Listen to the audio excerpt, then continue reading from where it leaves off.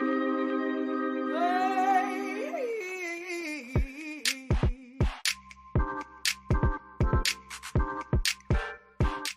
you work for the Catholic Church and want to avoid burnout, overcome team dysfunctions, and put more souls in the pews, we're here to help. I'm Ty Hua, here with my co-host John Cons, and this is the Catholic Ministry Professionals Podcast, the show that provides leadership development for Catholic churches.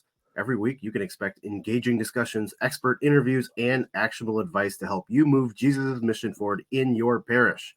Today, we're discussing how you can get more volunteers than you know what to do with.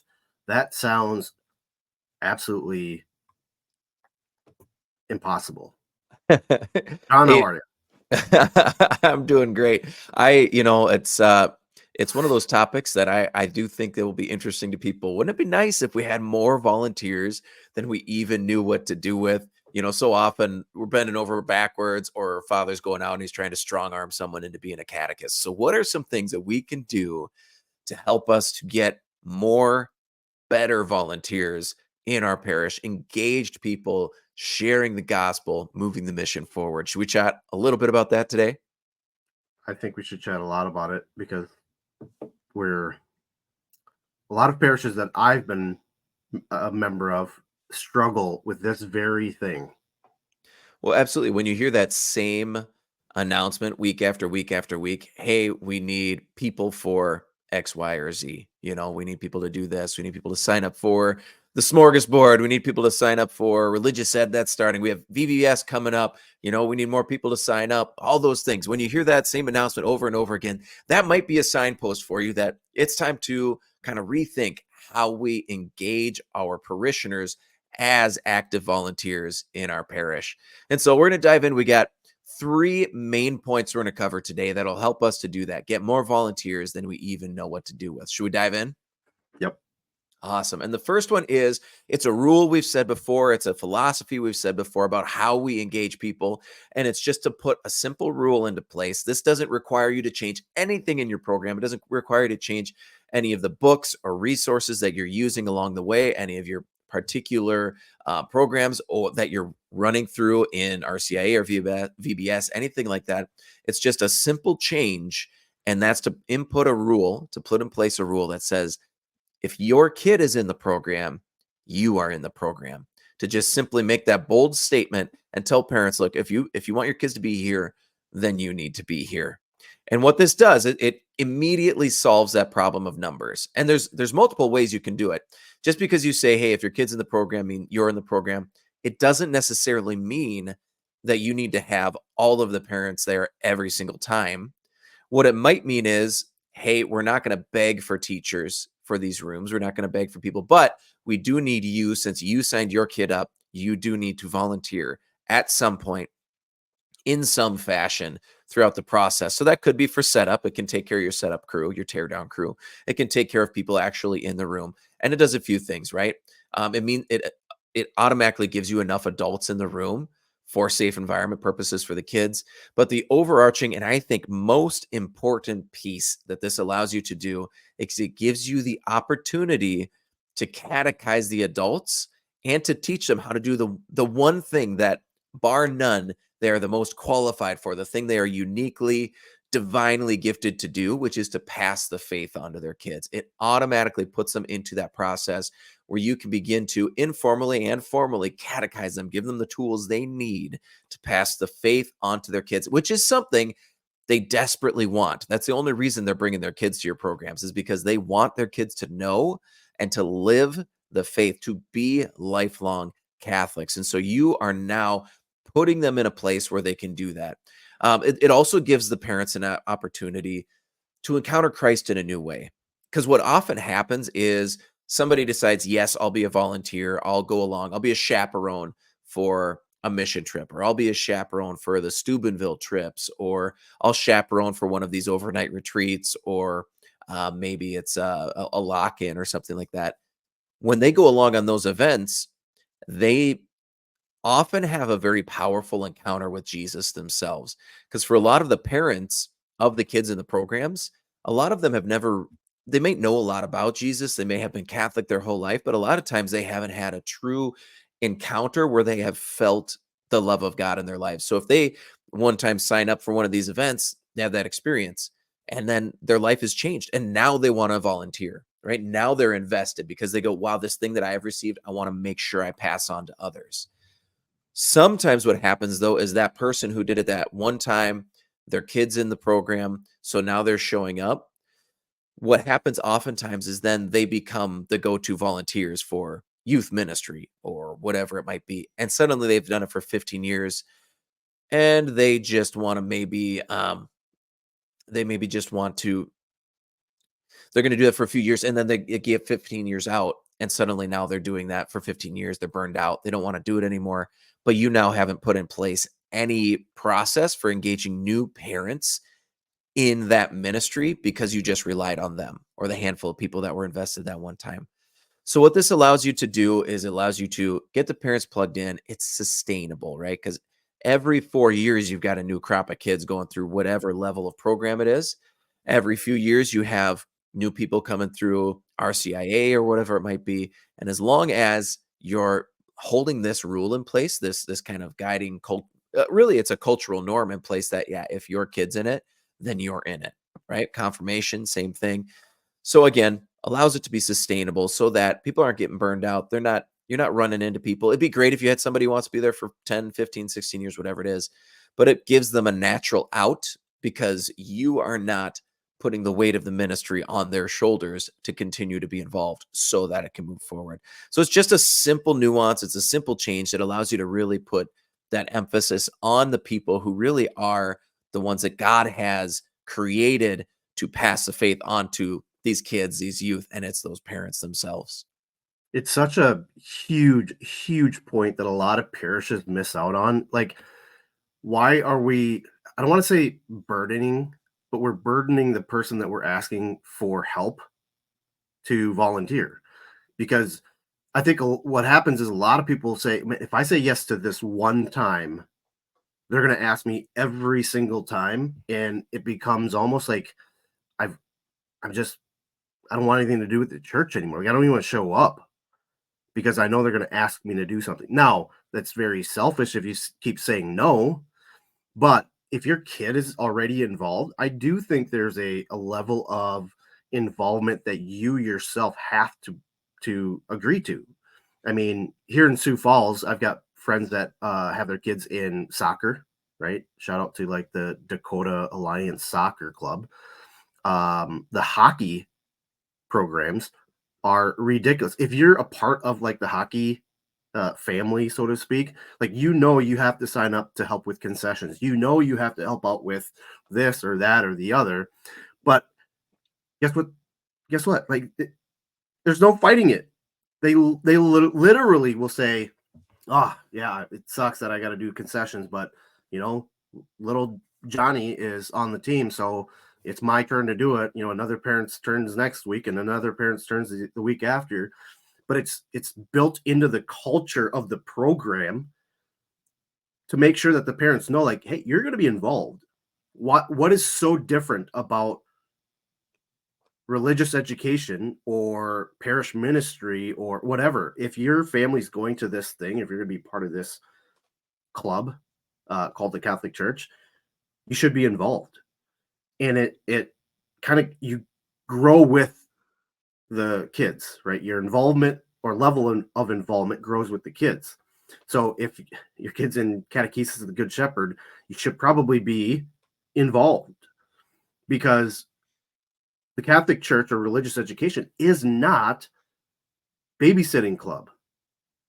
Like, it's the most important thing that you will ever do as a parent. And that's to teach your or at least get your kids in front of people that can teach them about Jesus Christ and have that encounter that you talked about. And by saving your kids, you're saving yourself, right? So it's a huge like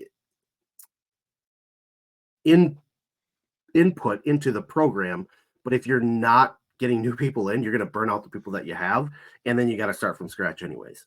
Yeah, absolutely. And I love that you brought up because that's where my brain was going next when you started talking was we do this in literally every other area and no other program that you sign your kids up for, no other program apologizes for that, right? It's just this is the norm. This is the culture. If you want to belong, there there are obligations that you have then to the program, and that's it. And so I think that's a hardball way kind of to play it. But you can also have opportunity to help people understand that. But when you point that out, it seems really obvious. Yes, if my kid's here, I have an obligation to help make it successful. And so that then leads into the second piece, right? So the first one, if your kid's in the program, you're in the program. You're gonna have more volunteers, and you know what to do with just with that one. But if you want then for them to experience on a deeper level some profound change, a desire to be there, and you want to engage them, let them on fire in a new way. The other thing that you can do really is to, and this is beyond just having kids, but plug people into areas of strength and actual interest that they have in the context of their parish.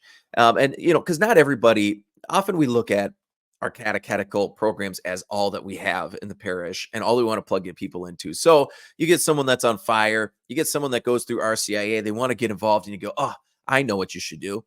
You should teach third grade religious ed. And that is probably not what they're ready for. It's probably not even what they want to do. It might not be what they do. Yes, maybe they have the gifts to be teachers. Maybe they have the gifts to be catechists or sharing the gospel, whatever it is, those spiritual gifts.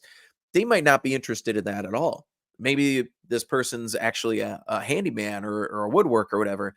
There's probably a better way you could utilize them that could beef up the infrastructure of your church, that could help you to rethink or rebuild spaces, redo your parish offices in a way that's more conducive for the way that you do business now.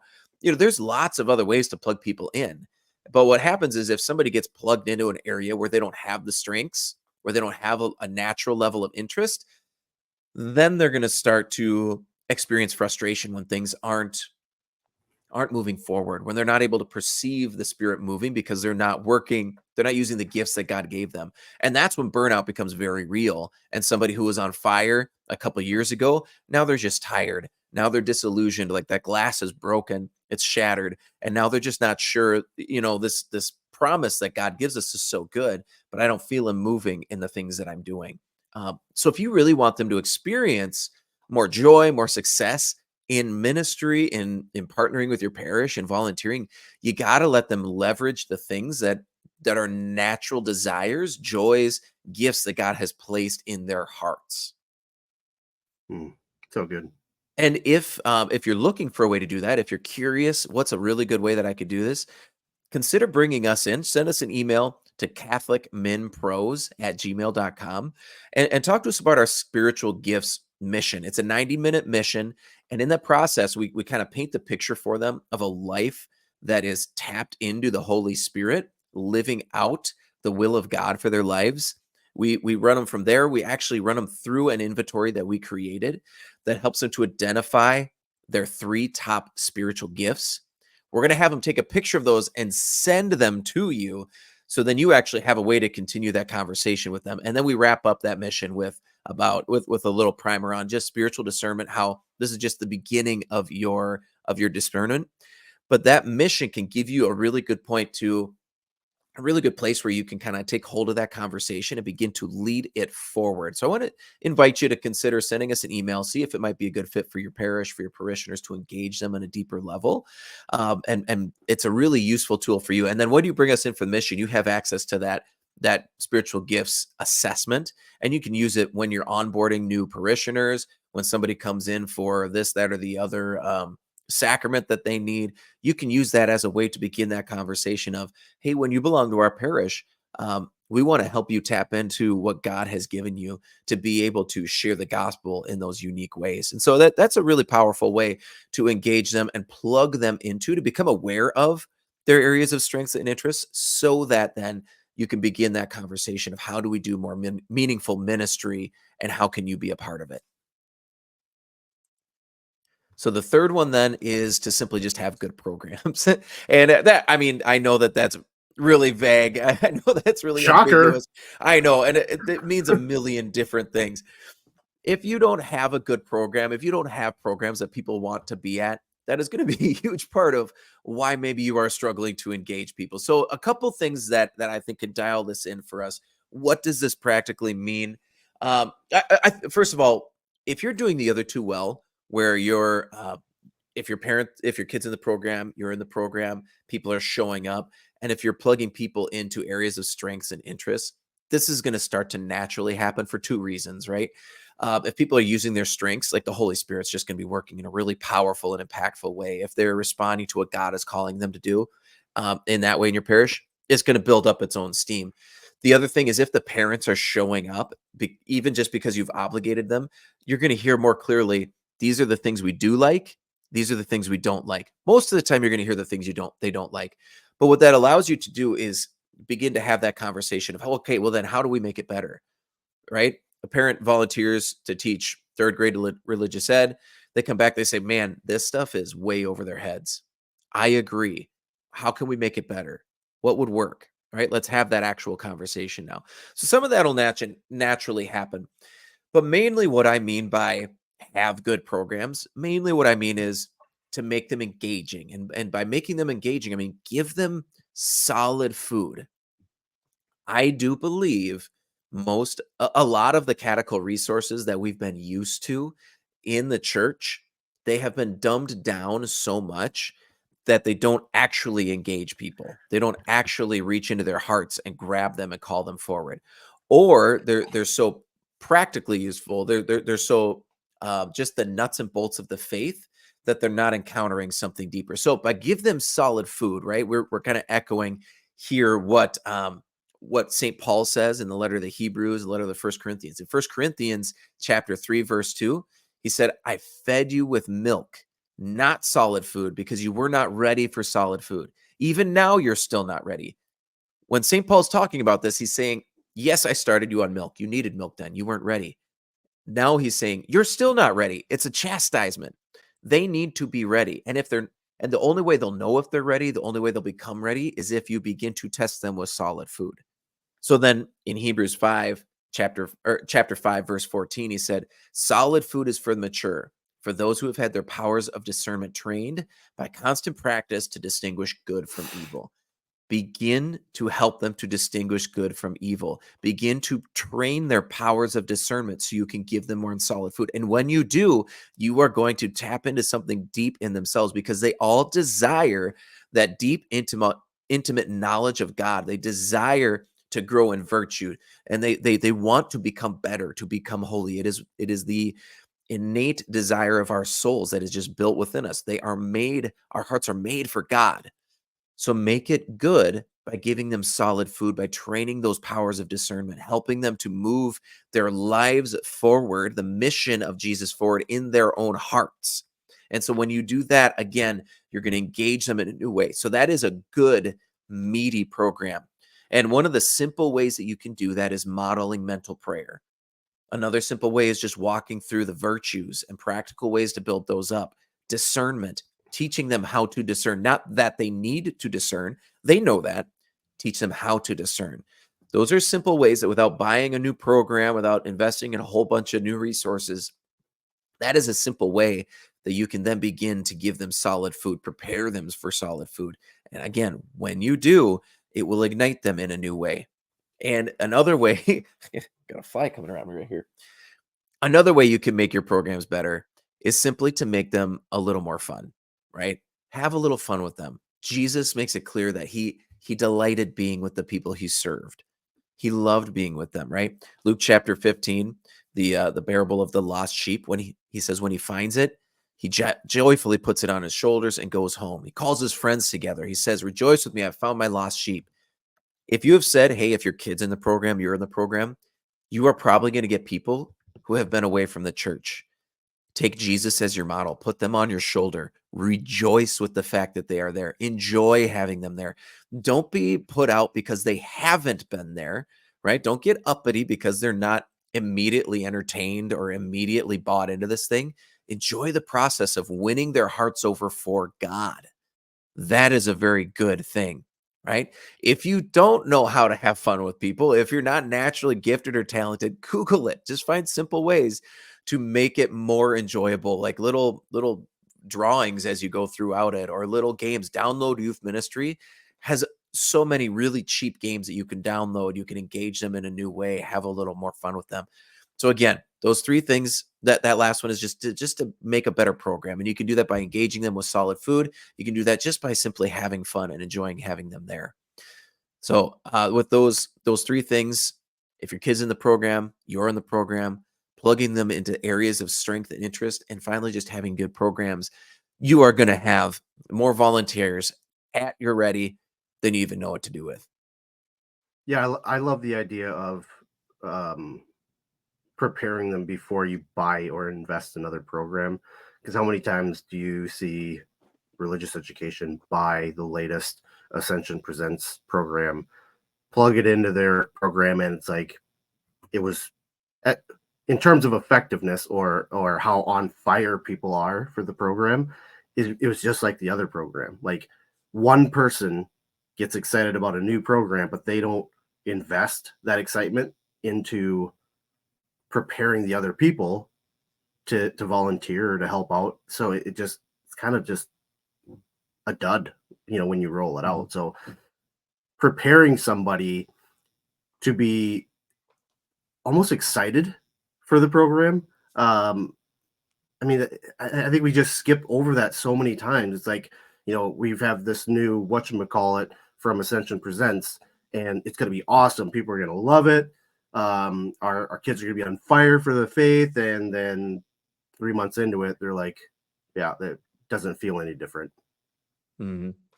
And I mean, kind of a subtle difference that kind of it pulls that part out for me a little bit too is I was at a parish where we did sort of a hybrid um, family formation program. And the thing that made it the most effective that struck me every week was one, I didn't plan any of it. It was, I would take the pieces, the lessons, and I would kind of give my spiel from the front. But what made the parents love it and the kids love it is that they they did arts and crafts, a lot of arts and crafts, and it was planned out by moms of students that were in the programs. The thing is, I have always been a person like I have harped on arts and crafts. Like I don't like them, but it's because it's not a natural thing for me. Also, nobody's kid wants to do arts and crafts with me, but you do want to do arts and crafts with your mom and dad. Every kid's heart wants that. I just want to Mhm. do this thing with my mom and dad. And it doesn't matter so much what we're doing it together. And so when mom and dad plug into it and they're present and we're doing this craft together, it takes this event that sometimes could be probably a boring lesson for the kids or maybe even usually I tailor it to the adults. I'm trying to catechize them. But then they go and they do some kind of craft, some kind of activity together. Suddenly different connections are made on a deeper level that I can't have with your student, with your child, right? Because I am not their parent. So you plug them into this natural rhythm where they're actually able to feed each other and actually able to meet each other there. And Christ is present in that, and they know it, they intuit it, they experience it on a deeper level. So, yeah, I love that idea. And then as they are experiencing that, they're getting that food, that solid food. You can continue to lead them deeper. And again, these aren't things that break the bank, right? You're not making a huge investment in. What was the video based platform? It was like Netflix for Catholics. Oh, Um, form.org. Formed, right? Formed is great. I love it. But sometimes you pay your $1,800 or whatever for Formed access and you say, "Hey guys, we have it." But they're not ready for it. They don't even know what it is. They don't know how to use it if they would. So, again, building in them this desire so that then when they are ready, you can provide them the solution. Yep. And with that, I think it's time for the devil's advocate. Dun dun. John, parents aren't going to react positively to the if your kid is in the program, you're in the program. They don't have time for it. They don't care about it. You know, I probably even go one step further. It's like they probably will go to a different parish that doesn't require that. What say you? Yeah, I get that. Actually, that's what I've experienced every time I've done it at a parish is this idea that they kind of go, I don't need another thing on my plate, right? And the truth is none of us have time for more, right? We don't ever feel like we do. And I had a parent that she came up to me, she said, I'm kind of bummed about this because that was my time to go and have like a hot chocolate over at the gas station. She'd go to Casey's gas station, get a hot chocolate and just sit there with her book or whatever. And I get it. Like that is something that is hard to let go of, but it's time for a conversation about priorities. Like what are the things you actually want for your children and for their souls? because we know that the way if we keep right, this is what you say all the time, right? If we keep doing what we've always done, we're going to keep getting what we've always gotten. If we want more, something has to change, and this is a big part of it. But I think this is a good time then, if you're concerned about that, if you're worried about that, revisit some of our previous episodes on casting vision. You need to paint the picture for them of a parish community in which their kids are just they're excited to be at church. It's possible. I've seen it. I've done it. Right? You got to paint the picture where of a community where their faith is just it's alive. It's a community like the apostles where the gospel is just going forth. They're boldly proclaiming Jesus and following him. You got to share stories of the great saints, the martyrs of the faith, because stories like these, they tap into something deep in us. It's the same thing when we tell stories like epic stories from World War I or World War II of bravery and sacrifice. Our hearts long to be the characters in those stories. So you share these stories of the saints with them. You paint that picture. On some level, they're going to want it. And at the end of the day, even if they threaten to go to another parish, you got to go this direction because your heart knows, because you have been called by God into this ministry to move the mission forward in your parish. And you cannot do it.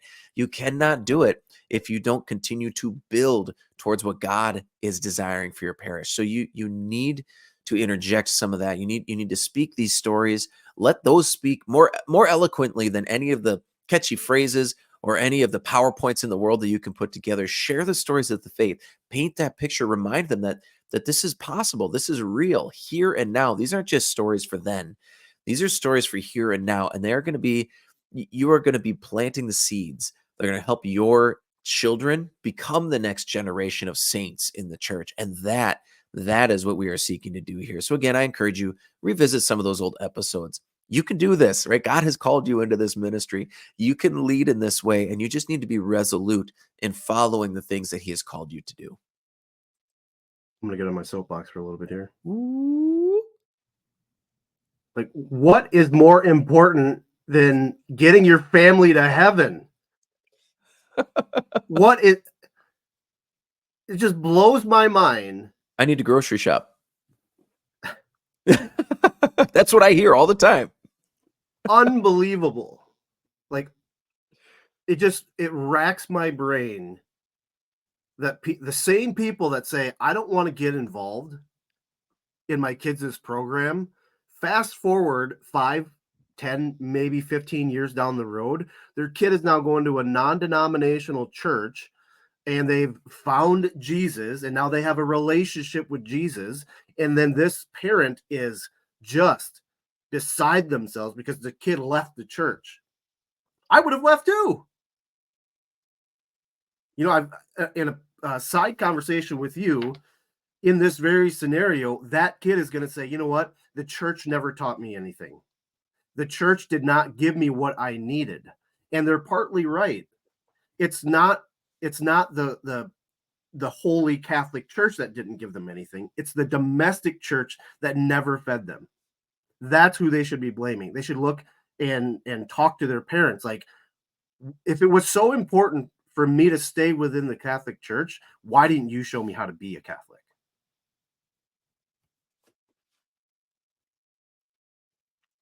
Literally have no words for those people. Speaking of gifts, do not have me talk to those people because they probably will get really, really ticked off and not be a part of the program or leave the parish. And you know what? For me, good riddance. All right, I'm gonna step off my soapbox.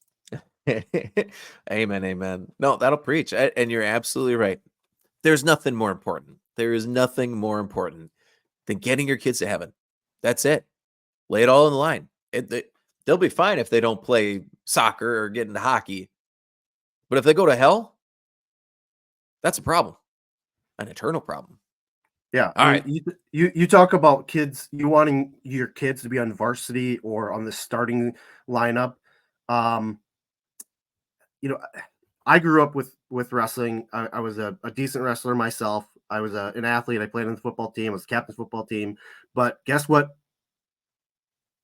20 years down the road, none of that matters. Getting into heaven is a big, big deal. If you believe it. Right now, if you don't believe it, then we got other issues we got to talk about. But that's an eternal consequence, like you just talked about. So come on, give me a break. Absolutely. John, do you have any actionable steps for us? I do. My brain's still reeling about the 20 years ago that we were playing sports in high school. How dare you? Oh my Your gosh. mind's reeling, but my body is aching from sports I played 20 years ago. I mean, my ankle, man. I tell you what. My knees. Yes. So yes, we never want to leave you without steps that you can take today. And we're just going to absolutely walk through those things we said. If your kid's in the program, you're in the program, make that switch. We're getting into summer, at least at the time we're recording this. We just started the summer. Make that switch for next fall. Start telling parents, put it in your newsletters, put it in whatever. If your kid is in the program, we expect you to be involved in the program and think about what that's going to look like. Maybe plan a couple meetings where you can invite people in or do a couple Zooms, whatever it might be, Google Meet. Have those meetings so you can paint that vision for parents and sow that seed of desire for a kingdom set on fire, a parish set on fire, living in the Spirit, following the Lord, and our kids living in a way where they're going to heaven. Amen. Amen. So the second one then is finding ways then to assess parishioners' actual strengths and their interests.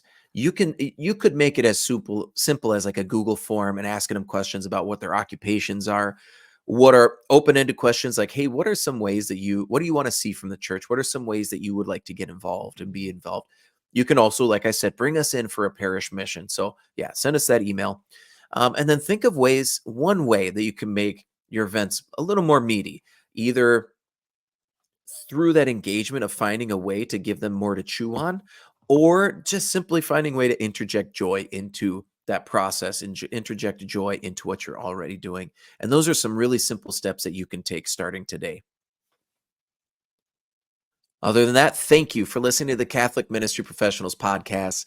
If you want to transform your parish through your work, but you're not sure where to start, download the free parish health assessment at catholicministryprofessionals.com/free assessment. It's only 36 questions. It takes about 5 minutes. And afterward, you will have a color-coded picture of your parish's health that you can use to fuel better conversations, prioritize better work, and become a better leader. As always, you can email us at catholicmenpros@gmail.com to share feedback. And finally, don't forget to text this episode to a friend in ministry or your pastor, someone that can benefit from it. And with that, we'll see you in the vineyard.